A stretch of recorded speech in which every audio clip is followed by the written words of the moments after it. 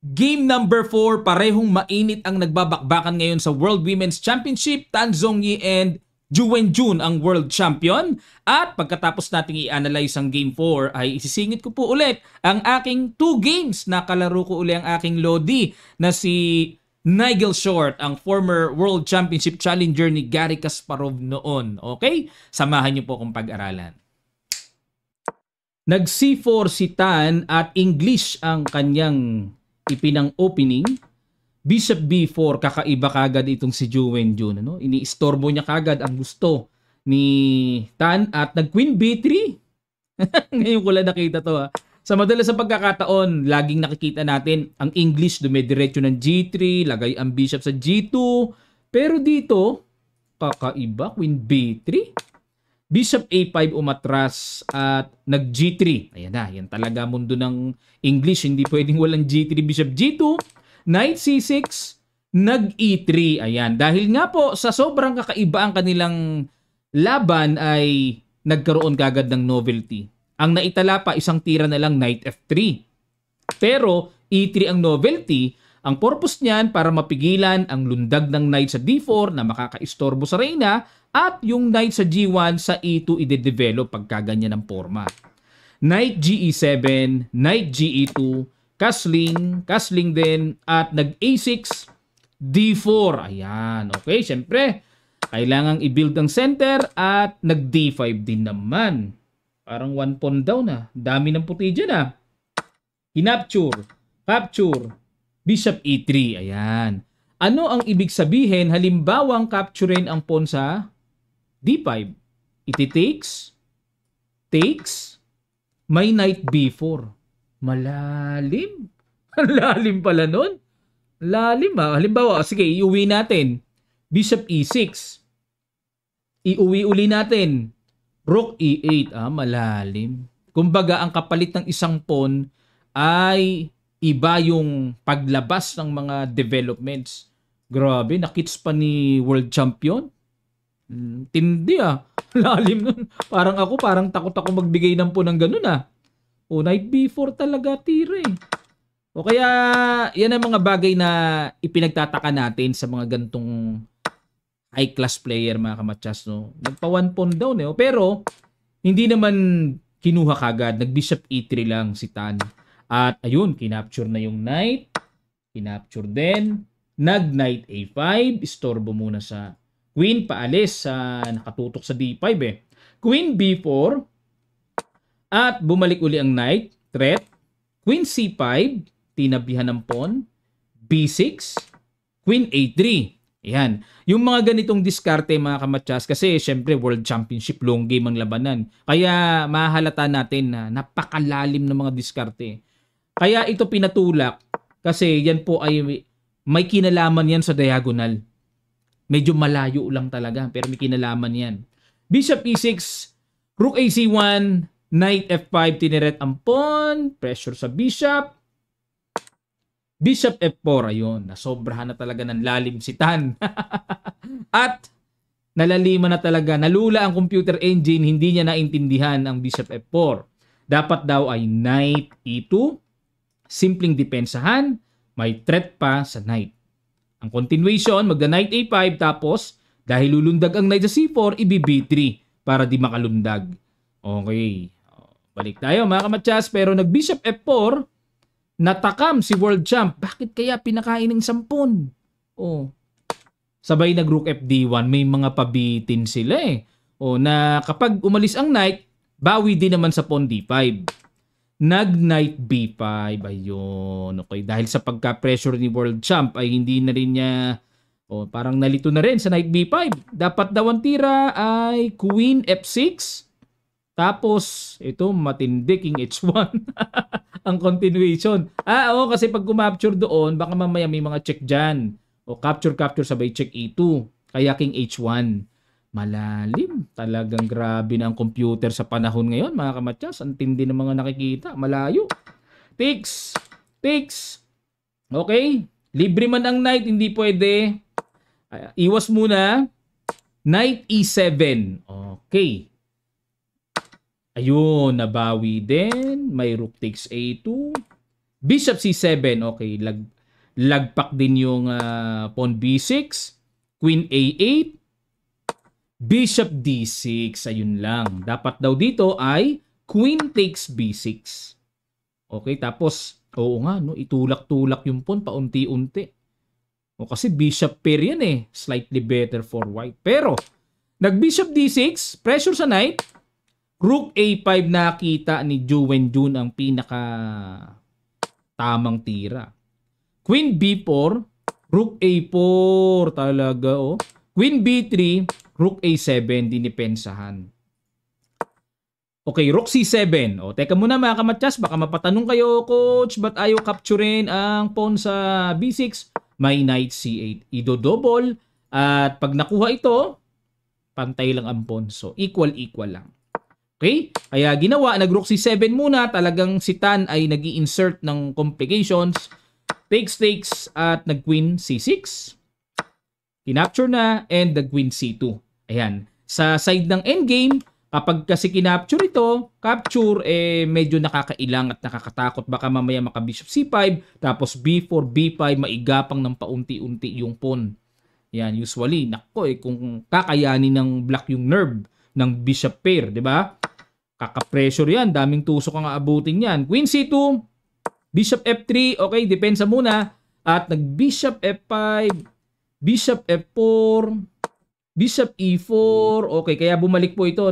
May threat na Rook C1, Rook D2, o yeah, Rook C1, Queen D3 iwas, kinapture na, capture, at nag-Queen E3. Ayan, dito dinidiskartehan talaga ni Tan. Okay, binabasa niya sa endgame pero tinanggap na ni Ju. At capture, F6. Ayan, para yung king ilapit sa E6.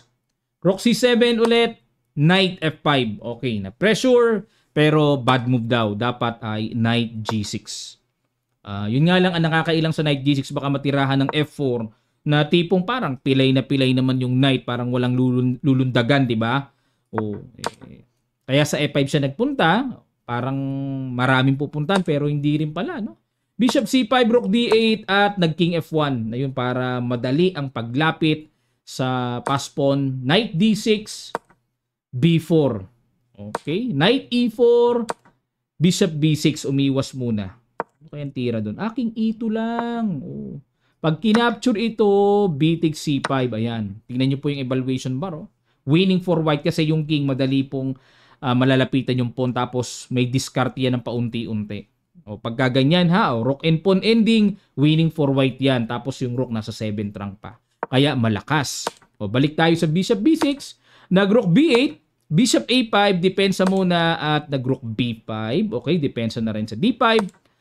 King E2, Knight D6, lilipat sa C4 at nag-rook A7. Knight C4 and King D3, Knight E5 check. Bakit pag kinain yun? Oh, magkakapaspon kasi mas malapit eh. King C2 at nag-D4. Ayan na. Okay, para maitulak din naman yung pawn. King B3, Rook D5. Parang nakakatakot ah. Parang nakakatakot, parang tutulak-tulak na yung pawn. Bishop B6. Pero iskwalado mga kamatyas. Sukat na sukat. Oh, iskwalado eh. King F7. Oh, dito kasi mga kamatyas, what if knight takes H2 pala? May King C4. Threat na yan, bagsak din yung pawn. Okay, may tempo threat eh. So, balik tayo sa King F7. Ba't naman hindi nag-King ano dito? Kasi mag-King E6. Kasi pag kinapture, hindi pwede may Knight E5 anytime. Oh, yun, may mga ganun pala. Lalabas, yung lapit ng King useless. King C3, D2, Bishop E3, King E6, at inagaw na po yung pawn. Nag-Knight takes H2. Kumagat din naman. And Rook E1 check. King D7 at nag-Bishop E3. Okay. Itong kailangan unti-unting maitulak. Knight G4. Yun nga lang. Nandyan lagi ang Yokabab na on time dumarating para pigilan ang mga bagay-bagay. Rook A1. Sumili para may mga check pero hindi po nagustuhan. Ang tira ay F4 pala. Pag nag-Knight C6, sabay dikit lang ng king yan. Mga pa-islog-islog effect lang, no? O islog-islog lang. Rook D2, sabay, saka pa lang mag-rook A1. Okay, timing yung B5. Pero, Wala, talagang medyo nakakalito rin talaga yan. Kailangan sukatin talaga eh. O, King E6, F4, Knight D7, check. May butas sa F5, may papunta sa G4. Galing din ni Jowen yun. King C4 at nag-rook D2, so hindi pa makatulak, may check sa ilalim at nag-rook E7. Okay, atake sa G7 pero dapat daw ay Bishop D4. Oo nga, no? Para yung knight talagang parang na out of place ang knight. Oo nga. Oh, Rook E7, kinapture na, good move, wise decision by Ju, and takes then and check ulit. Check ulit. Ayun. Oh, anytime may kuha eh. C7, punta sa likod. Ayan, talagang ano po ito. Para sa akin po common technique na ito sa ganitong klase ng endgame. O yung tipong makakapromote yan pero dahil malayo yung king, paano naman pipigilin ng tore ang papagapang na pawn? Yan, nasa ano yan, nasa yun, kinain na nga eh. Kasi magaganon na.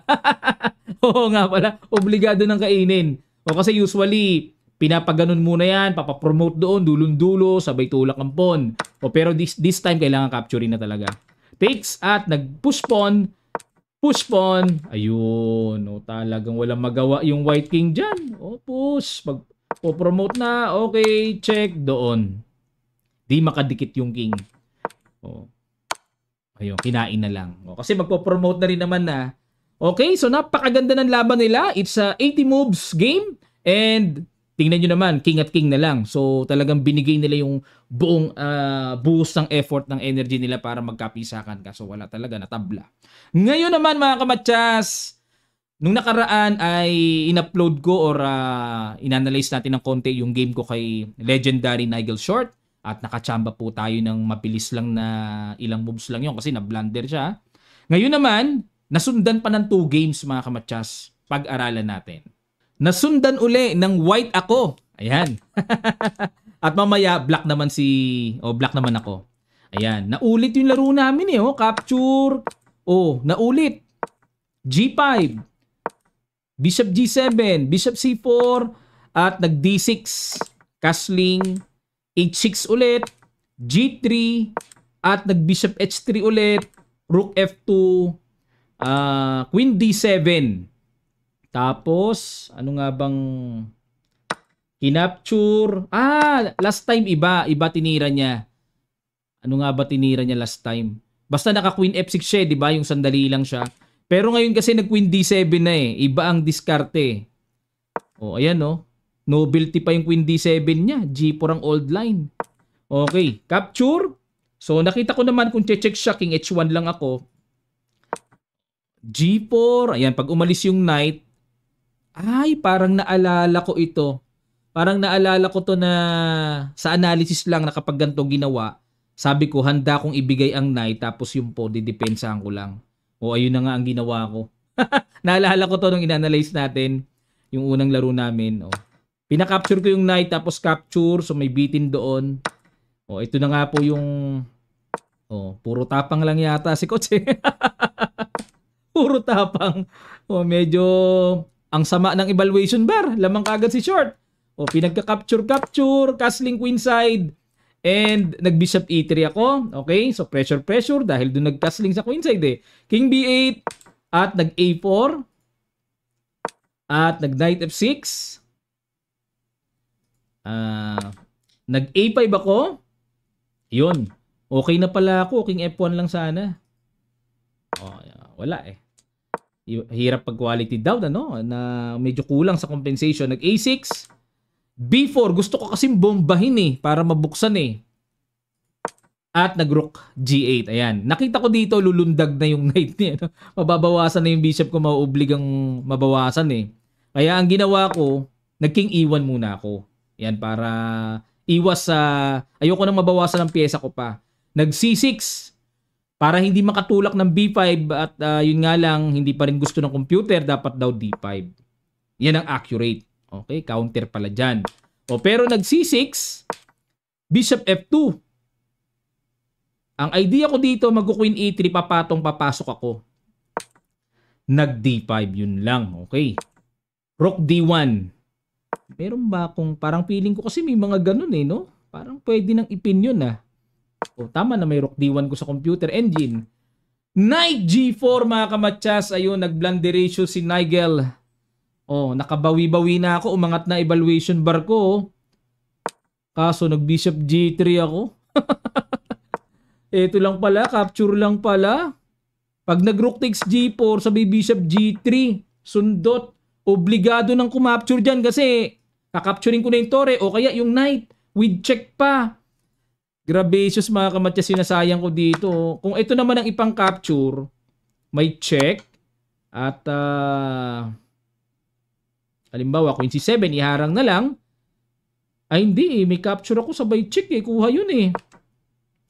Ang lakas pala talaga nun. Halimbawa kung mag King A8, may Knight A4 mga kamatsas oh. Daming sundot. Dami na palang sundot nun oh. Sayang. Oh. Dito, kakapturing ko lang sa bishop G3, pin pa rin. Talagang blunderacious talaga to. Oh. Kaso hindi ko nakita, nag-bishop G3 ako eh. King A8, Knight A4. Ayun, nakita ko. Sabi ko, may opportunity makabira ng maganda sa B6. O, pero nag-Queen E7, umiwas lang. C3, dinipensahan ko. Diniret eh. Yung check naman, wala pang continuation, wala pang kasunod na malakas na tira. Kaya, o kaso nga lang, nakainan ako sa E4. Chinek ko, ganon. At pinagka-capture ko, yun ang mabigat na ginawa sa akin ni Short. Knight F3, check muna. Pag kinapture ko, boss, pabubuksan yung king. King F1 at kinapture ng queen. Nag-bishop F4 ako at queen F6. Okay, threat yung pawn, threat ang F5. Kinapture ko na. Queen takes F5 at tagus-tagusan. Nag-resign na po ako mga kamatsas. Nakabawi si Short sa black pieces, ano? O, ayun, ang alanganin ko na i-workout ko mga kamatsas yung sa opening side. Talagang risky talaga yung ginagawa doon eh. O, naturuan ng leksyon si Coach dito. At ang next naman natin, black naman ako, nag-white naman siya. O, tingnan natin. Tuwan-tuwa lang ako mga kamatsas sa kalain nyo nung bata ako. Isa sa mga referensya ko ng pinagkukuhanan ng opening. Yan si Nigel Short. Akalain nyo makakalaro ko dahil sa chess.com. No? Galing, no? Yan. Tinira ko yung aking hyper-accelerated dragon. Actually, si Nigel Short kilala sa close Sicilian, mga kamatsas. Pero nagulat ako, nag-open Sicilian siya eh. At tinira ang Maroc si Bind at tinirahan ko ng Queen B6. Knight B3 umiwas, Queen C7 para hindi matempohan ng bishop. At waiting ako sa knight na lumundag, talagang kakapturing ko yan para ma-double pawn. Linya naman yan. Kaso, ang lakas makaramdam ni Super GM, nag-bishop E2 lang. Knight C6. Bakit ako gumanyan? Kasi po, may experience ako na halimbawa, gumanon ako, no? Unang-una, gaganon na kagad yan. O, pag knight na. Pag naman gumanyan ako, kakasling, tapos halimbawa, mag-waiting pa rin ako sa knight, hindi nga lumulundag eh. Ang gagawin ito, makaka-knight D4, tatakpan yung threat para maka-knight C3 na. Pag nag-knight C6 naman ako, magbi-bishop E3 lang. Hanggang sa maihatid yung knight, yan ang diskarte ng Maroc si Bind eh. Kaya ako nagna-knight C6 muna dito para walang takip ng knight. Oh, natututo rin ako sa mga experience ko sa laro eh. Oh, castling B6. Waiting ako sa knight niya, lumundag ka na. Nag F4, ayaw talaga. Oh, lahat ng waiting ginawa na eh. Pero di na siya nakatiis. Oh, sa A3 tuloy pumunta pero masagwa. Masagwa yung knight diyan. Oh, pinilit eh. A6 ako para walang lundag diyan. Rook B1, Knight F6. O, dito masaya na ako mag-Knight F6 dahil yung Knight niya nasa gilid at hindi niya nagawa yung original na development ng Knight sa C3 na malakas. Tapos lumulundag sa Knight. Yan na nakaka-pressure sa Maroc si Bind eh. O, Bishop F3, Castling, Queen E2. Ayun na, bad move si Short. Dapat daw ay Bishop to E3. Dyan pala dapat. O, pero nag-Queen E2, Knight D7. Okay, ang accurate naman dito, E5 na. Yun, E5. Hindi ko ginagawa yan kasi paano kung tulakan ako ng F5? Magda-Knight D4 na makapagbibigay ng kaluwagan. Rook E8, may target pa ako sa E4. Ayun, natuto na naman si Coach. May ganun pala. Okay, balik tayo sa knight D7. Bishop E3, knight C5, knight C2. Kinapture ko na, pero mali pa rin ang capture. Rook A, E8 lang daw. Pero kinapture ko na sa isip ko kasi kahit paano double pawn yan. At nag-knight A5 ako. Okay, tiniret ko yung pawn. Queen D3, dinipensahan niya. And nag-B5 ako. Ayan, winasak ko na talaga. Takes. Di pa naman niya pwedeng capturein yan. May bishop A6 ako. Tusok ang tore niya dun eh. Knight B4. Queen D7, dinipensahan ko muna yung pawn. At knight D5. Tinagpas ko na. Masyado nang malakas yan. Takes. Dapat daw pala queen. Takes. B4. Okay, para ma-fix ko na talaga yung double pawn. At nag-bishop D4. Ayun, ang blunderacious sa positional move. Dapat daw ang tira bishop E2 lang. Pag bishop D4, dito po natumbukan natin ang tamang decision. Capturing na. Takes, bakit? Bagsak kasi yung pawn eh. Takes. Diyan muna. Threat muna para may tempo na ako kahit paano. Nakatempo na, no? Queen C3, isa pantore doon and the rook B7. Inagahan ko ng depensa yung E7 pero bad move pala yan. Dapat ay Queen F5. Kasi pag kinapture to, may knight D2 double. May iwanan yung D2 square. Pero malalim. Baka di ko na makita rin yan eh. Nag-rook B7 lang ko. Agap-agap lang ako kasi may tatargeting siyang pawn. Rook F2.